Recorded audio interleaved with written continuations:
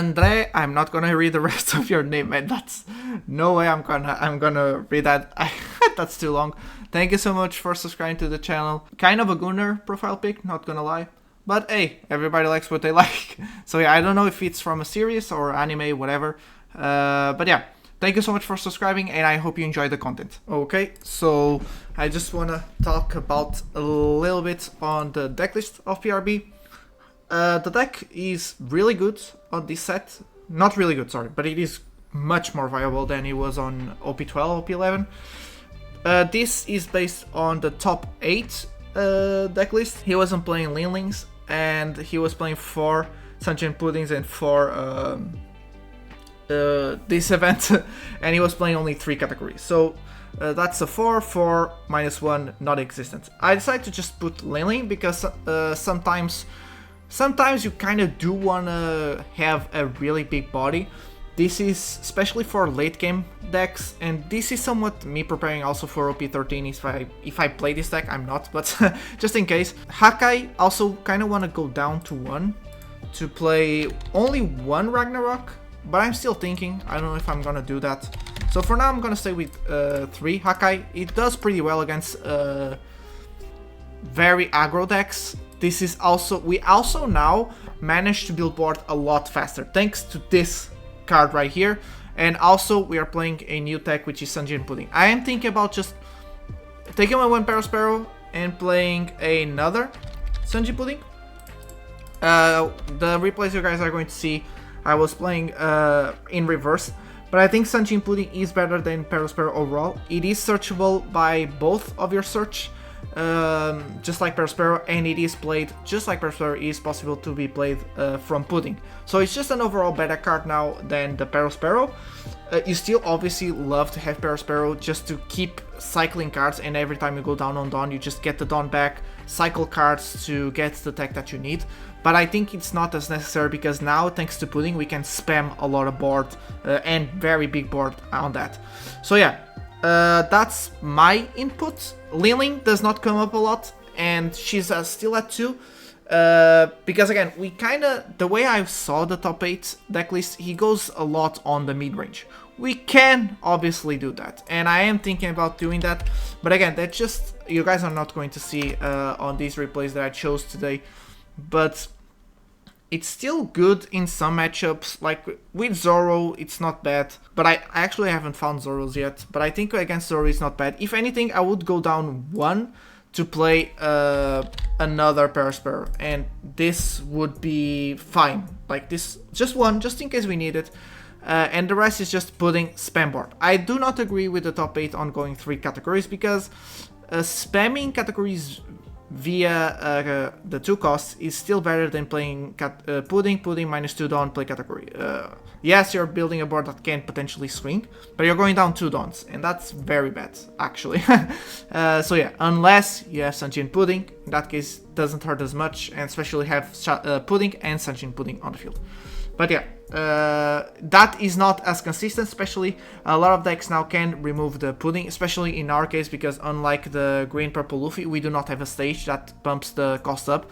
So she is usually very punished because of the cost, just like Parasparrow. In the power, actually, as well, in some cases, but not as much. So yeah, I would understand like doing like this. I still think we need at least 1 Linling just to make sure we have a big body that stays on field. Or worst case scenario, we play her and she then can be used with the leader effect to bump us up to 7k for the turn. Also, going 4 of this event, not that needed. You only play 1. This is the deck list that you guys are going to see the replays. This is the deck list I think I'm going to be playing or try to play on this set. I'm not finding Puddings, by the way. I'm not going to buy it on card market. It's just not worth it because this only makes the deck good for 1 set, which is this one, which is only a month set. So yeah, it's not worth it. I'm trying to find it via friends. I got 1 at least, and this also expensive, but I do have a friend that maybe I could borrow from. But yeah, the deck list is good. Thank you so much. Enjoy the replays. Hello, My name is Dr. Shambles, and today we're going to be looking at our boy, once again, Purple Katakuri. We're finally hit PRB, and I kind of want to play this deck again, so here we are. There was not a lot of meta decks on the active here on lobbies. I think people are trying to test the new support on the rogue decks.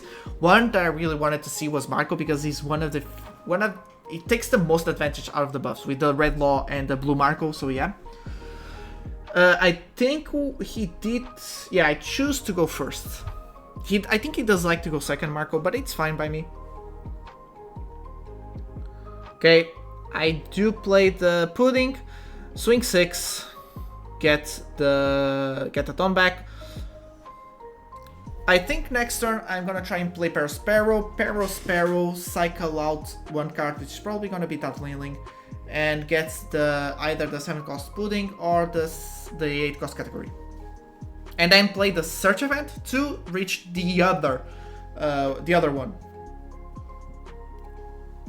To then next turn play 7 cost pudding and Katakuri, which is our best combo on the 7 Dawn curve. If not, I'm gonna give priority to the 7 cost. Oh, we did find it. There you go. Out of the trigger. To play Sanji Pudding with the 7 cost pudding next turn, because it is a target, by the way. You can play it. So yeah, here I'm just gonna go 6. We see a 9 cost Sanji, so that means once he reaches 10 Dawn, he's gonna play that Sanji like as soon as he gets 10 Dawn. Like, it's guaranteed. It's a lot of advantage. He would be dumb to pass down on it. We have to pitch Liling, there you go. And we do find the Katakuri. So now I'm just gonna search. I hope a 2k. Yeah, there you go, a 2k. Next turn, we're gonna play Sanji, the 7 cost pudding into Katakuri, and the turn after that, hopefully, we play Sanji and pudding, draw a card. So yeah, it's really good. Yeah, I go down 1 Dawn. I don't care. We have the pudding there, so as long as we have 7 Dawn or more, we can do the combo. So I just protect it. It's easy protection. Now, he has 6 Dawn. I was expecting a Jozu. He's taking away one of his blockers, but it's fine by me, to be honest. We do not care, because he's gonna be taking away 1 card from me, but building only 1 board, and next turn, we are gonna be building 2 bodies on the field. So he's pretty much building 1 body, and we're building 2 plus a swing onto lives. Yeah, there you go. We get another pudding, so we just play that, and we play that. Can we go? We should have gone down, actually. We could have go down. But I guess I'm trying to leave the Dawn open to go down during his turn. So I use the leader effect to protect myself and not to swing bigger numbers. And yeah, I think he took. I wasn't looking at it, but I think he took. Anyways. So he's at 8 Dawn. 7 Dawn now. I think we saw a 7 cost Newgate on top deck, right? We take? Or we counter? Ooh. Misplay. Misplay. I forgot he swung with 8 and not 7. No, 8 and not 6, sorry. I thought he swung with leader. My bad. Yeah, there you go. 7 cost Newgate. He's gonna KO our 7 cost pudding. Completely fine, completely fine.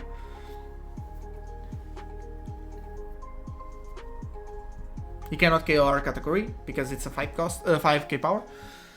Now it's a 6. We go down. 1 Dawn. Now we're at 8. Oof. I think our best bet is actually play. Yeah, there you go.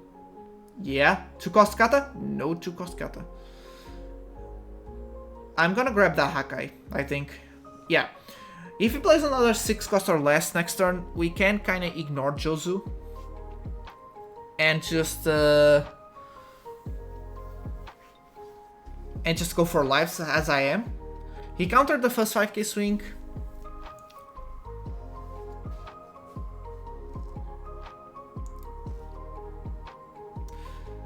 He should take. If he does take, we go 8k onto lives.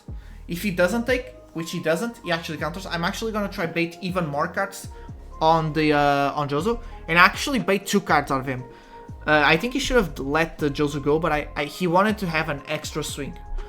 Because he's probably going to try to use Newgate to take away that Sanjin Pudding this turn. And so having 2 swings here with Jozu is not bad.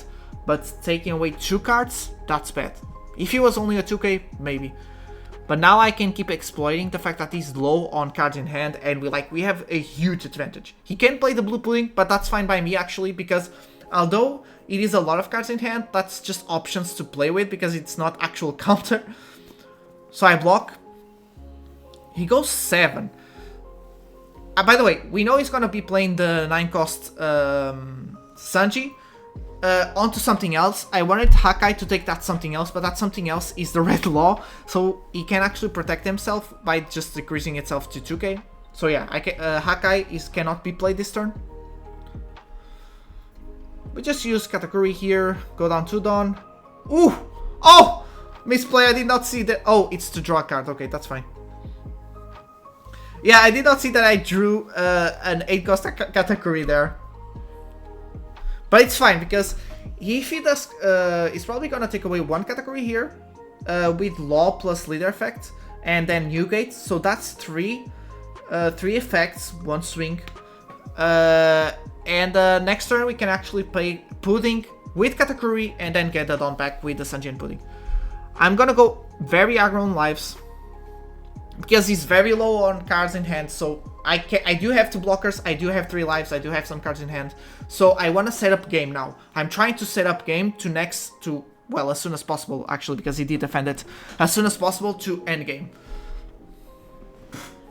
We're gonna have to ignore the Sanji and the Newgate, but we can potentially take away that Law and that Jozu.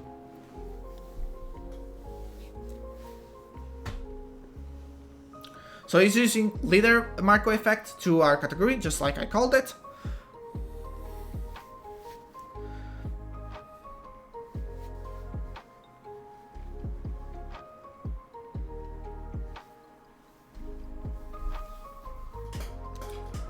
Yeah. I think here I'm gonna do a small misplay. Yeah, I blocked. This is bad because he can attach a lot of Dawn onto Sanji to swing onto my other category, and I need to let it go, and that's already 2 of our best bodies gone. And he has 3 swings, so he can do a lot of pressure on my hand right now. He doesn't. He goes 8. I'm like, I'll take that. I actually prefer to save as much counter as possible to protect that category, because I'm trying to compensate on that misplay. He can still decrease. Yeah, there you go. It does just Divine Departure, but he could attach a lot of Dawn and just swing onto our category. So it does take that category anyways. I wasn't expecting the Divine Departure. Now we just counter, obviously. We have a lot of cards in hand. There you go. We could have used Leader Effect to not have to pitch another 2k. So I go 6. We did see him, by the way, get a Marco. And so I'm like, but then we saw him change the top deck. So I swung a 6k to see if he still had the Marco in hand. He did. He actually put Silver Relay onto top deck. There you go. That's the Marco right over there. So we knew he had kind of knew he had the Marco in hand, so I had to test the waters. And after I confirmed he had a Marco, or even if he didn't, he had a 2k. He took the life, so now it's just mathematics.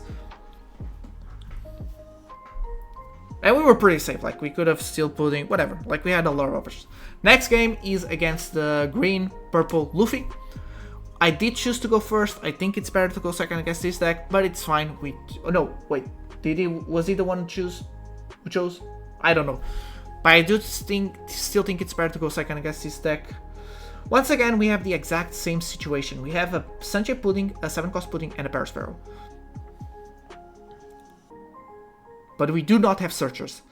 We already played a Searcher to find a 7-cost Pudding. Yeah, so to find that 7-cost Pudding. So now I think what I should do is play Sanjin Pudding, set it up to next turn place 7-cost Pudding into Paris Sparrow, get a Dawn back. I do take the lifesteal to try and see the 8-cost Kata. There you go. Not gonna play Paris Sparrow to try and cycle out cards from hand to search for the 8-cost category. There's no need. We have the 2 cost category, so in later turns we can just play the 2 cost and replace it. So it's fine for us to play the 7 cost Pudding into Parasparrow. He plays his own Sunshine Pudding. He's gonna swing at that Frankie, obviously. I think, well, that's actually not good for us. We need to pitch the 2 cost category here. I kind of don't want to go down to 2 lives. Yeah, so it's better to just pitch 1k and then take this one. Oh! I mean, it's fine. Yeah, it's fine. Next turn, we're gonna play Pudding, draw 2 cards. So yeah, completely fine. So he's at 6k. He draws the 6 cost secret rare Luffy. We have another Hakai. He did see us search for 1, right? So we can somewhat bait out. Oh, 8 cost card. There you go. We can somewhat bait out a that we do not no longer have Hakai with Parasparrow. So we can pitch 1 Hakai with the Parasparrow. Hopefully next turn we get, actually with that cycle we get 2 cost category to play next turn. Here I'm just trying to bait out cards from hand if he wants to protect the Frankie. He does protect it with Thunder Bagua. That's not bad. We took an event from him. He's at 2 lives, so he's probably gonna protect our 7k or 8k swing actually. Yeah. Oh no. No. Yeah, there you go. We're fine. We have 4 lives, so we can go 8k. So he needs to pitch 2 cards from hand. Or go down to 1 life, which is any way, it's good for us. Whatever he chooses. Plays another Sunshine Pudding, now he's gonna get 2 Dawn back with Leader Effect. Hand is gonna get another Rested Dawn with Frankie. It's fine by me, if he wants to attach 1 Dawn with Frankie. I don't think going with Sunshine Pudding into that Frankie to make sure we would take him away would be worth. That's why I pressured lives. He goes 5. That is completely fine. Yep, we just take. Same situation as the Marco from the other game. I kind of prefer taking lives and have resources to protect board, especially because this Luffy does not have the blue color, so it does not have the blue Pudding. So we do not need to play around it. We do not need to pitch more cards from hand, so it's fine. We do know he has the secret 6 cost Luffy. He can play it and swing with it. Or not, wait, 7, he has 9 Dawn. How much Dawn we have? We actually have less Dawn. So I guess he cannot play it. Now, he does swing onto our Sunshine Pudding. That's fine. He passes turn with 4 Dawn. So I'm like, there could be another Thunder Bagua. We Hakai his Sunshine Puddings because he does not have the stage, so that's fine. I'm just gonna lock it on the top because he can't play the Gum Gum Giant with our leader swing. So I'm just gonna see what the cycle that I can. We can go 5 onto that Frankie with Pudding. Or 6. Actually 6 because we don't have anything else to play. Yeah. He can pitch another Thunder Bagua because I'm pretty sure he does have it. Leaving 4 Dawn up, that's a lot. That's at least 1 Gum Gum Giant and 1 Thunder Bagua. He does let it go. So he only has 1 to 2 swings next turn. If he plays a Secret Luffy, he's probably going to use at least one Gum Gum Giant this turn. So he will have the rush from the Secret Luffy. So let's just go aggro. There you go. I'm thinking he needs to play Gum Gum Giant. He went 6, he pitched a Frankie, we need to go Gum Gum Giant. He needs to go Gum Gum Giant here.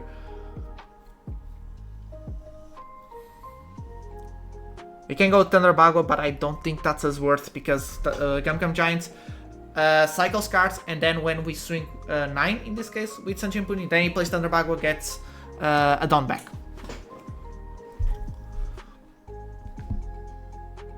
He does not have Gum Gum Giant, he does have the Demon event. I forgot the Azura? Yeah, Azura. So we go 9. Now he needs to go Gum Giant. No, he can't go Thunder Bagua yet, yeah. But he goes Gum Giant because it's just better. And now the secret is the secret Luffy effect of Rush is live. So he has 2 swings, but we do have a good amount of counter. We have, that's 6k, yep, 6k, 7k, 8k as counter. So if he wants to go live, that's fine by me. He played that stage very late. If he wants to try to go for live for a game, that's fine. He does not play the Secret Luffy, he plays our Juru. So now I'm just gonna try and set up game. Whatever he does, we're gonna counter.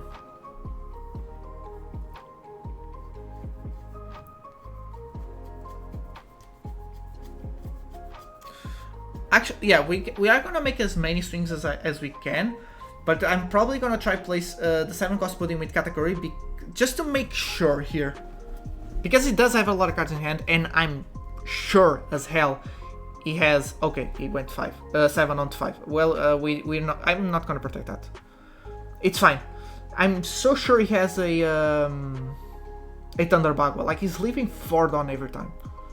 7? Okay, we're gonna go 7. Make him pitch a 2k. We can go 7. He pitched. We can go another 7. Okay, yeah. 7, 7, and then play the 7 costs pudding into Katakuri. Get 1 down back with the Sanjin pudding, and get another down back with the Parasparrow. Or maybe not. Have I already used it? Yeah, I think I did. Okay, took. Okay, we didn't, so we got 1 down back. This is just to bluff the 5k event. It doesn't matter. We do get more done though, so it's done. We can use next turn. Next turn, I'm gonna, like, he took the last life, so I'm super good now. We just won. We have 1, 2, 3, 4, 5 swings. Yeah, he needed to play, and like, I'm gonna try to hold on to that Uzashi. We have 2, so I'm just gonna try to hold on to 1 Uzashi, to if he plays a chopper or if he block her up a lot with that Sanji that we just saw on his top deck. We can just play, oh no, we cannot use Uzashi on that Sanji. But if he plays chopper, I don't know if they do still play chopper. I was assuming yes on this game.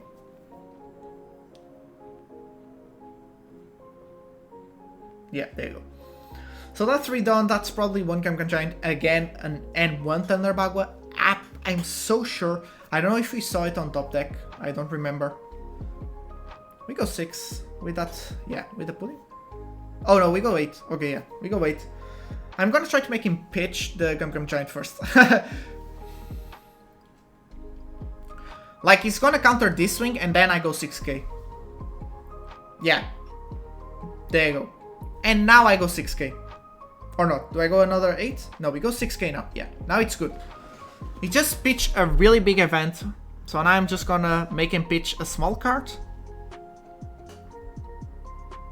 There you go. He actually pitched a big card, which is a 2k. Now, Thunder Bagua. It's okay if we do not finish this turn. Remember, he does not Thunder Bagua. He pitches a lot of cards. So like, now I'm gonna bait out your Thunder Bagua. Yeah, I'm gonna go 10 to make him go Thunder Bagua, and plus a card. And then next turn we just win. Okay, he did not have the counter, so that one just passed through. So yeah. Last game is against Kuzan. This is one of the few matchups that I kind of like the 10 cost Linling, and I kind of like Ragnarok, okay? Obviously, he's not as popular. He actually went down on the meta.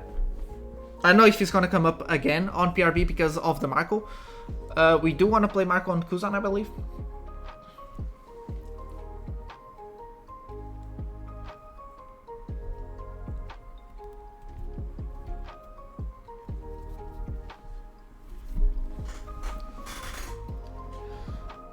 Oh, by the way, yeah, I think no, he chose to go second. We kind of want to still go his second from Kuzan, obviously.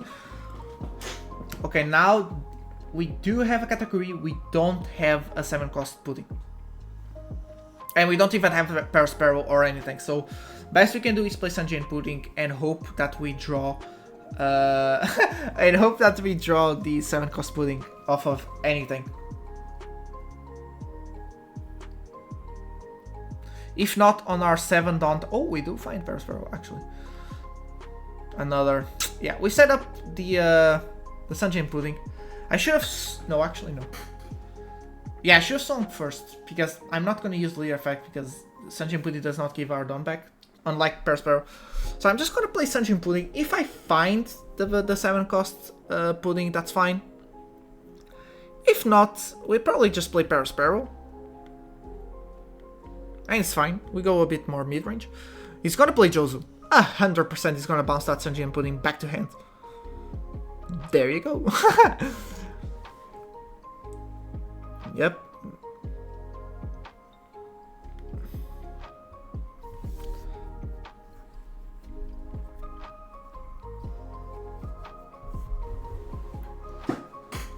Oh! Oh! Perfect trigger. Oh, we actually aiming top deck it. There you go. Can I go 6k? No, I don't go 6k, I go 5k. There, we're at 6, gonna be at 8. I just, if we really need to, we'll use the Dawn to protect, the leader effect to protect ourselves. He does not play the Pudding, so it's fine. I kind of expected him to play the Garp on curve, obviously, it's a very strong play. Plays Haramaki, takes away our Searcher Pudding. Obviously, we can abuse that to dodge the Peasant Pack. And get Dawn back with Perospero. And cycle cards in hand, so yeah, understandable. So, I think leader ability here is not bad. Or pitch 1 card. I would pitch the 7 cost Pudding though. Oh, well, I guess. He's not gonna swing with anything else because you can just block it. He's gonna pass turn. Yeah, there you go. We go 5 first. Not gonna lie, I've been playing Kuzan, I've been getting good success with him. I would take this swing. Or I would just block it right away with Haramaki. I would not play cards from hand. There you go. We can play... Yeah! So we play Perospero, we go down another Dawn. He does not have any Dawn up, so it's safe. And now we pitch 1 card. Yeah, there you go. We pitch a Sunshine Pudding, we have another one, so it's fine. And now we play the 2 cost Katakuri to play the 8 cost Katakuri. So yeah, we just built 3 bodies, which 2 of them are so big. Not only that, because it's Pool Color on the other side, it's very hard for him to remove Pudding. He actually can only remove Pudding with Red Rock, so that Pudding is safe as well. So we have 6 swings next turn. So yeah, we do know he got... No. I think he got a Kuzan. Okay. Sorry, spoiler alert. I think he's gonna get him from here. I remember him getting a Kuzan.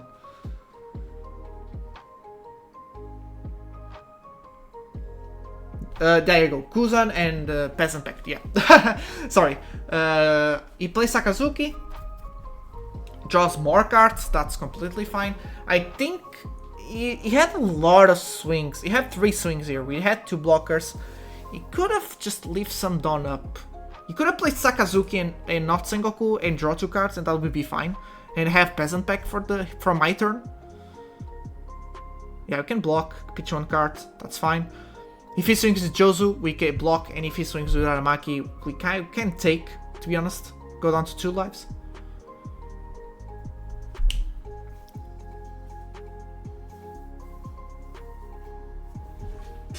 He does not swing with Jozu or Haramaki, because we can just block it. We go 5. So he's at 10 Dawn, and we are at 8 Dawn. We can play that Sunshine Pudding on top of the 7 cost Pudding, just because it's more power. It's not as good on the terms of cost, but yeah. Yeah, there you go. We got a 7 cost Pudding. We cannot like set up game this turn, obviously. So I'm just gonna build bigger bodies to try and set up on later turns. And for that we need power. I can use the event to try and search another 2 cost Katakuri. and then replace the other 7 cost pudding for the Katakuri. There you go. Why I wouldn't get that pudding, but yeah. Okay. We go 6, he can block. He doesn't. We can pitch this. We can wait, actually. We should go wait. Yeah, there you go. We can go another 8 with Perospero. Okay, already blocked, so we actually don't need, but I kind of want to. Make him pitch 2Ks, or take the life. He did take the life. He got the Peasant back trigger. Takes out the Garp, and draws a card. And now we just replace that. And now we actually threaten game with this. Because we have 3 blockers. He has a lot of, like, 4 swings, sorry. But because our blockers are very big, those swings are not as a threat as it would be. Not only that, we left a Dawn up for the 5k event. So we either place the blue pudding on top of that Sengoku to take away that 5k event and take away 1 card from our hand. But he doesn't. He was actually bricked up, you guys can see over there. So yeah, there's nothing he could do. He just got a very... He didn't get a low roll, but he should have definitely left some Dawn up to play the Peasant back to cycle cards out.